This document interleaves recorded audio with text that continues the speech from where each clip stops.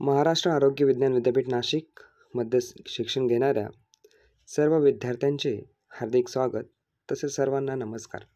विद्यार्थी मित्र हो, आज आपण या व्हिडिओची आपण खूप दिवसांपासून वाट पाहत होता त्या व्हिडिओबद्दल माहिती घेणार आहोत. तर व्हिडिओला सुरुवात करण्याआधी तसेच इन्फॉर्मेशन ज्या काही मी तुम्हाला देणार आहे त्या सुरुवात करण्याआधी काही गोष्टी सांगू इच्छितो की हा जो व्हिडिओ आहे तो एक डेमो व्हिडिओ म्हणून बनवलेला आहे. यामध्ये कोणतंही चुकीची बाब म्हणून हा व्हिडिओ कुणी घेऊ नये.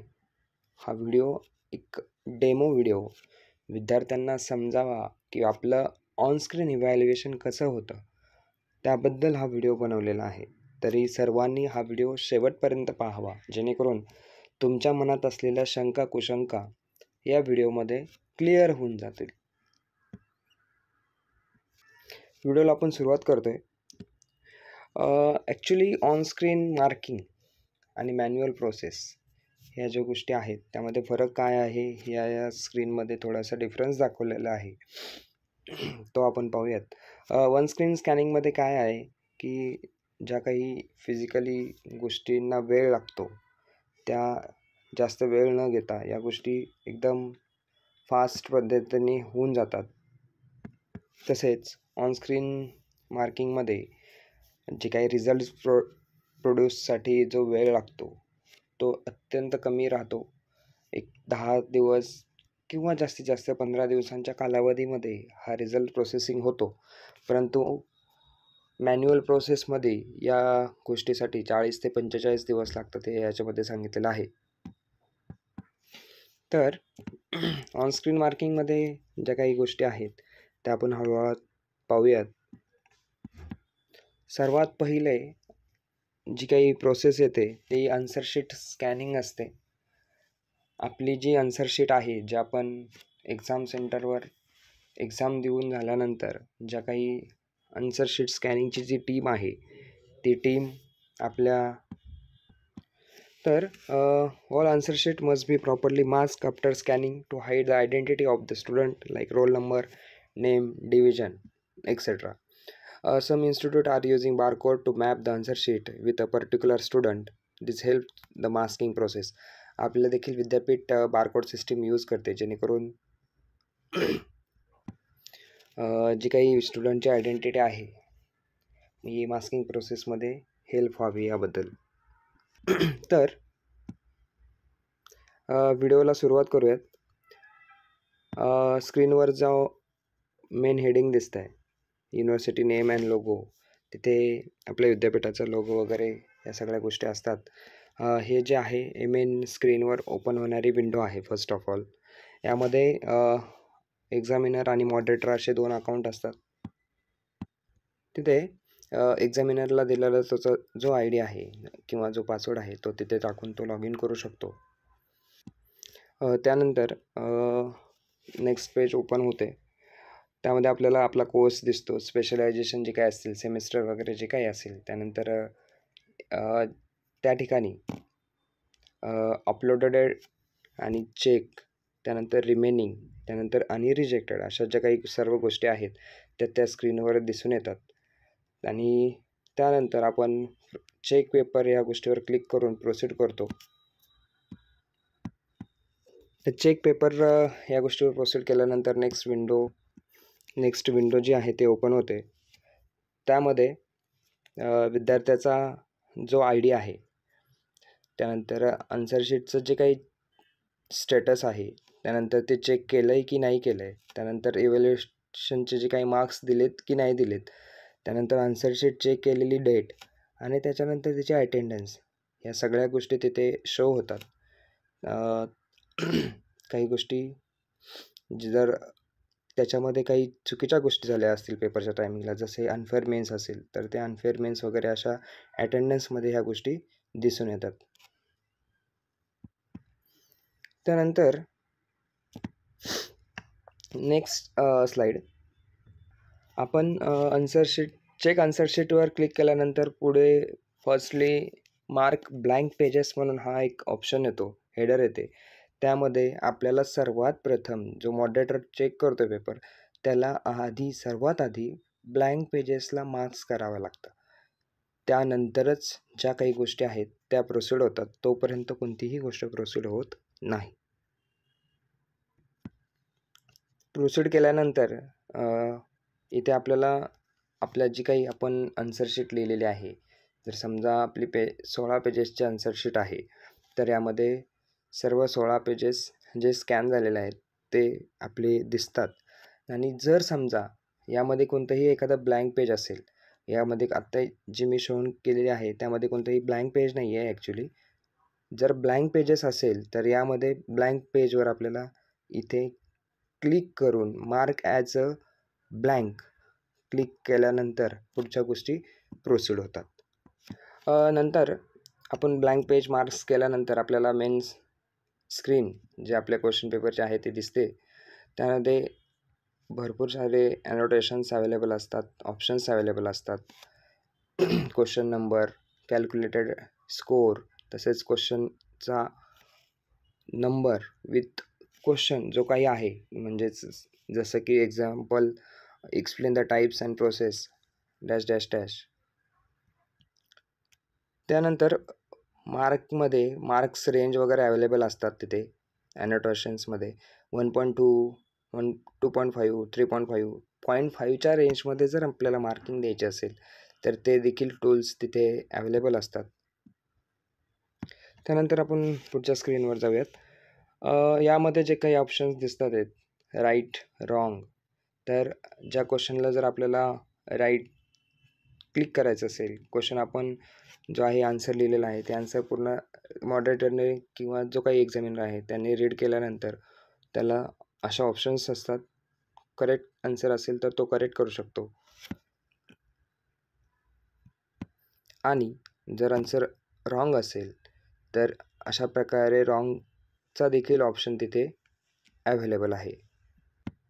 आफ्टर दॅट हा पेज पूर्ण रीड करून झाल्यानंतर त्याला इथे एक सीन टूल म्हणून असतो, जे की आपण हे पेज पूर्ण त्याचं वाचून झालेलं आहे. त्यानंतर हा ऑप्शन अवेलेबल आहे की सीन टूलवर क्लिक केल्यानंतर हे पेज पूर्णतः वाचून झालेलं आहे. असा सीन टूल झाल्यानंतर आपण जर क्वेश्चन पेपर आन्सर पेपरमध्ये जर काही टेक्स्ट ॲड करायचं असेल तर इथे टेक्स्ट टूल देखील अवेलेबल आहे.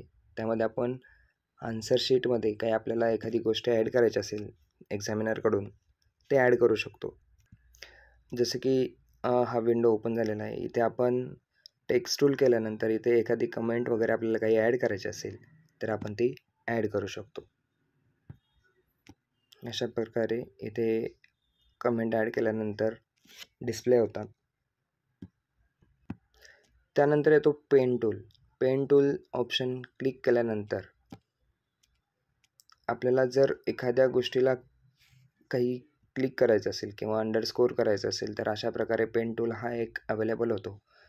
ते देखील एक्झामिनरला ऑप्शन्स असतात. त्यावर क्लिक करून एक्झामिनर एखादी गोष्ट हायलाईट करू शकतो. त्यानंतर येतो अंडू टूल. इथे जो आहे तो दिसतोय तो अंडू टूल येतो. जर एखादी बाय मिस्टेकली एक्झामिनरकडून एखादी गोष्ट क्लिक झाली तर तो त्यावर क्लिक करून ते अंडू करू शकतो. म्हणजेच जसं की एक्झामिनरकडून या आन्सरला चुकून त्याला मार्क्स द्यायचे असतील समजा 4, तर त्याच्याकडून क्लिक झालं की 3च मार्क्स गेलेले आहेत. म्हणजे जसं की त्यात आपण स्क्रीनवर पाहतोय ते 3 क्लिक झालं आहे, तर तो त्यानंतर अंडूवर क्लिक करून ते डिसमिस करू शकतो. त्यानंतर भरपूर स्टुडंटच्या मनामध्ये जो प्रश्न पडलेला आहे की आमचे सर सर्व क्वेश्चन्स चेक होतील का? आमच्याकडून एखादा क्वेश्चन नंबर जर चुकून राहून गेला की आम्ही हा क्वेश्चन नंबर टाकायचा विसरलो आहे, तर तो पूर्ण चेक होईल का? किंवा तो चेक होईल की नाही होईल? याचे आपण सर्वांचे आन्सर पाहणार आहोत आता नेक्स्ट काही स्लाइड्समध्ये. राईट साईडला जी काही स्क्रीन दिसते इथे आपले जे काही क्वेश्चन्स आहेत ते पूर्ण क्वेश्चन्स अवेलेबल असतात. त्यामध्ये जर तुम्ही स्क्रीनवर एखादा क्वेश्चन 6 दिसत आहे, इथे जो क्वेश्चन 6 दिसतोय, एक्झामिनरला जो क्वेश्चन नंबर 6 दिसतोय, त्यानंतर एक्झामिनर हा क्वेश्चन नंबर 6 नंबरवर क्लिक करून त्याला जी काही रिस्पेक्टिव्ह मार्क्स द्यायचे असते, समजा त्याला 7 मार्क्स द्यायचे असतील तर तो तिथे 7 मार्क्सच्या अनोटेशनवर क्लिक करून त्या क्वेश्चनला 7 मार्क्स देतो. तसंच सेम क्वेश्चन नंबर 5 जर तुम्ही अटेम्प्ट केला आहे तर त्याला रिस्पेक्टिव्ह जे काही मार्क्स दिलेले आहेत, समजा 3 मार्क्स आहेत पडतायत तुम्हाला, तर ते 3 मार्क्स तिथे देऊन क्वेश्चन नंबर 5च्या एकदम समोर इव्हॅल्युएटेड स्कोअर जो आहे तिथे 3 हे लगेच डिस्प्ले होऊन जात असतं. जर समजा एखाद्या विद्यार्थ्याने क्वेश्चन नंबर 1 आणि 2 हा अटेम्प्टच केलेला नाही आहे, तर अशा विद्यार्थ्यांमध्ये एक्झामिनर पूर्ण पेपर चेक करून तिथे जर समजा क्वेश्चन नंबर 1 आणि 2 अटेम्प्ट नसेल तर अनसीन करून त्या इव्हॅल्युएटेड स्कोअरमध्ये नॉट अटेम्प्टेड म्हणून जो काही ग्रेड आहे तो अवेलेबल होतो तिथे. जर सर्वात महत्त्वाची गोष्ट जे विद्यार्थ्यांना प्रश्न पडतात की सर आम्ही एक क्वेश्चन लिहिला आहे, त्यामध्ये सब क्वेश्चन लिहिला आहे, पण त्या क्वेश्चनचा नंबर जो आहे, समजा क्वेश्चन नंबर त्याचा 4 आहे, तो आम्ही मेन्शनच केलेला नाही आहे, तर आमचा तो क्वेश्चन चेक होईल का? तर अशा विद्यार्थ्यांना मी सांगू इच्छितो, मॉडेल क्वेश्चन पेपर हा त्या सॉफ्टवेअरला अवेलेबल असतो. त्या मॉडेल क्वेश्चन पेपरवर क्लिक केल्यानंतर तसंच राईट साईडला जो काही तुम्हाला एक टूल बार दिसतोय, आपण जिथे हायलाईट करतोय आत्ता, तिथे देखील क्वेश्चन काय आहे हे देखील मेन्शन असतं. त्यामुळे विद्यार्थ्यांनी घाबरून जायचं नाही आहे की आमच्याकडून तो क्वेश्चन लिहायचं राहून गेले किंवा तो मेन्शन करायचं राहून गेले किंवा तो जो काही रिस्पेक्टिव्ह सब क्वेश्चनचा नंबर आहे तो लिहायचं राहून गेले. तर विद्यार्थ्यांना या गोष्टी यावेळी घाबरून जायचं नाही आहे की तुमचा जो काही क्वेश्चन सब क्वेश्चन जे काय आहे ते स्क्रीनवर जे आन्सर दिसते ती त्या अकॉर्डिंग जो एक्झामिनर आहे तो तुमचा क्वेश्चन कोणता आहे हे पाहून पुढे कॅल्क्युलेशन करत असतो. तसेच काही गोष्टींमध्ये काही स्टुडंटचं अक्षर छोटंसं असतं, स्टुडंटचा लगेच मनामध्ये प्रश्न होतो की बाबा माझं तर अक्षर खूप छोटं आहे, मग माझा आन्सर चेक होईल का, माझं अक्षर त्यांना ओळखू होईल का? तर या गोष्टीमध्ये खाली जो आहे तो झूम इन आणि झूम आऊटचा जो काही ऑप्शन आहे तो देखील या सॉफ्टवेअरमध्ये अवेलेबल असतो, जेणेकरून एक्झामिनर जो आहे एखादं आन्सर त्याला चेक करायचं असेल तर ते प्रॉपरली रीड करता येत नसेल, अक्षर छोटा असेल, तर तो झूम इन करून ते अक्षर ते प्रॉपरली रीड करू शकतो आणि त्या अकॉर्डिंग मार्क देऊ शकतो. तसंच यामध्ये तुमचा जो काही आयडिया आहे, क्वेश्चन पेपरचा जो आयडिया आहे, आन्सर पेपरचा तो, त्यानंतर जो काही सब्जेक्ट कोड आहे, या सर्व गोष्टी या सॉफ्टवेअरमध्ये मेन्शन असतात. टाईम टेकन म्हणजेच तुमचा जो आन्सर पेपर आहे तो चेक करण्यासाठी किती टाईम स्पेंड झालेला आहे तो टाईम देखील यामध्ये शो होत असतो. कमीत कमी 5 मिनिटपेक्षा तुमचा आन्सर पेपर पूर्णतः सबमिट करता येत नाही. ही गोष्ट लक्षात राहू द्या की विद्यार्थ्यांना असं वाटतं की आमचा 4च मिनिटात पेपर चेक झाला तर आम्हाला पूर्ण पेपर स्कॅन होईल का? तर विद्यार्थी मित्र हो, कमीत कमी 5 मिनिट तुमचा आन्सर पेपर हा सबमिट होत नाही किंवा सबमिट करता येत नाही. त्यानंतर टोटल पेजेसचा जो एक विंडो दिसतोय आपल्याला, त्यामध्ये पेपर सीन करून झाल्यानंतर इकडचा जो सीन ऑप्शन आहे तो सीन क्लिक केल्यानंतर आपल्या इथे ग्रीन सिग्नलमध्ये तुमचे पेपर जे व्हिजिटेड झालेले आहेत ते क्लिक होतात. जे नॉट व्हिजिटेड आहेत ते पेजेस रेड कलरमध्ये मार्क्स असतात. जोपर्यंत तुमचे पूर्ण पेपर हे पेजेस जे आहेत ते ग्रीन कलरमध्ये मार्क होत नाही तोपर्यंत तो जो पेपर आहे तो सबमिट होत नाही. ज्यावेळी तुमचे पूर्ण पेजेस स्कॅन होतील, म्हणजे आउट ऑफ 16 पेजेस जर असतील तर तुमचे जोपर्यंत 16 आउट ऑफ 16 पेजेस जे आहेत सीन होत नाहीत तोपर्यंत फिनिश पेपरचा जो काही टूल आहे तो ओपन होत नाही. ही गोष्ट विद्यार्थ्यांनी लक्षात ठेवा आणि या गोष्टीमुळे घाबरून जाऊ नका की बाबा माझा पूर्ण पेपर जो आहे तो स्कॅन होईल का. त्यानंतर सॉफ्टवेअरमध्ये रिजेक्ट पेपर हा देखील एक ऑप्शन असतो. तो का असतो आता हे आपण पाहूयात. जर एखादा पेपर आपल्याला रिजेक्ट करायचा आहे तर त्या रिजेक्ट पेपर ऑप्शनवर क्लिक केल्यानंतर अशा प्रकारचा एक विंडो ओपन होतो.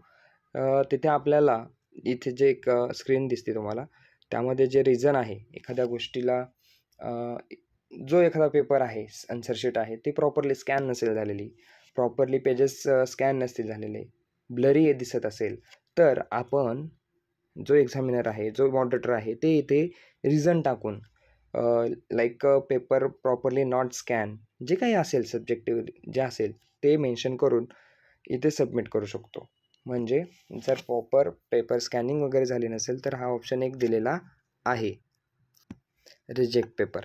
रिजेक्ट केल्यानंतर आपण ती रिक्वेस्ट सबमिट केल्यानंतर जे काही आपले चीफ मॉडरेटर आहेत विद्यापीठामध्ये जी काही लोक आहेत रेस्पेक्टिव्ह गोष्टीसाठी ते त्या पेपरला पूर्ण परत लक्ष देऊन तो पेपरबद्दल जी काही गोष्ट झालेली आहे ते परत विचारात घेऊन तो पेपर पूर्ण स्कॅन करून देतात.